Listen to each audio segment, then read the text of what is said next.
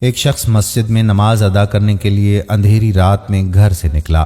اندھیرے کی وجہ سے اسے ٹھوکر لگی اور وہ منہ کے بل کیچڑ میں گر گیا۔ کیچڑ سے اٹھ کر وہ گھر واپس آ گیا اور اپنا لباس فوراً تبدیل کر کے دوبارہ مسجد کی طرف چل پڑا۔ ابھی چند قدم ہی آگے بڑھا تھا کہ دوبارہ اسے ایک اور ٹھوکر لگی اور وہ دوبارہ کیچڑ میں گر گیا۔ کیچڑ سے اٹھ کر وہ ایک بار پھر اپنے گھر واپس آ گیا اور دوسری مرتبہ لباس تبدیل کر کے مسجد جانے کے لیے گھر سے نکل پڑا۔ اپنے گھر کے دروازے پر اسے ایک شخص ملا جو اپنے ہاتھ میں ایک روشن ٹارچ تھامے ہوئے تھا۔ ٹارچ والا شخص چپ چاپ نمازی کے آگے آگے مسجد کی طرف چل پڑا۔ اس بار روشنی میں نمازی کو مسجد تک پہنچنے میں کسی بھی دشواری کا سامنا نہیں کرنا پڑا اور وہ خیریت سے مسجد تک پہنچ چکا تھا۔ مسجد کے دروازے پر پہنچ کر اس لائٹ والا شخص وہاں پر رک گیا اور نمازی اسے وہیں چھوڑ کر مسجد میں داخل ہو گیا۔ نماز ادا کرنے لگا۔ نماز سے فارغ ہوا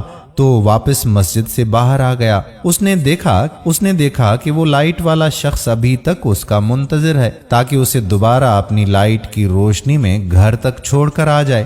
جب نمازی اس شخص کے ساتھ چلتے چلتے گھر کے دروازے تک پہنچ گیا تو اس نے اس اجنبی سے پوچھا کہ جناب آپ کون ہیں؟ اجنبی کہنے لگا کہ سچ بتاؤں تو میں ابلیس ہوں۔ نمازی کی حیرت کی انتہا نہ رہی۔ اس نے پوچھا کہ تجھے تو میری نماز رہ جانے پر خوش ہونا چاہیے تھا، پھر تو یہ روشنی کا بندوبست کر کے مجھے مسجد تک کیوں لایا؟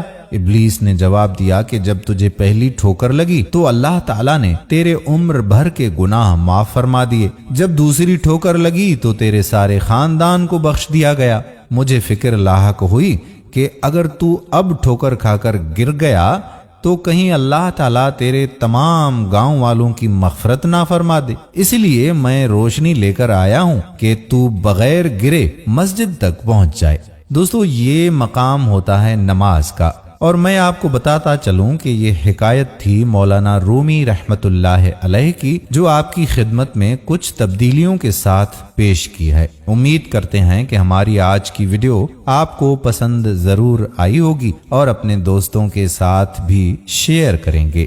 آنے والی ویڈیو تک آپ کا اپنا میزبان قادر بخش کلہوڑو آپ سے اجازت چاہتا ہے۔ اللہ حافظ۔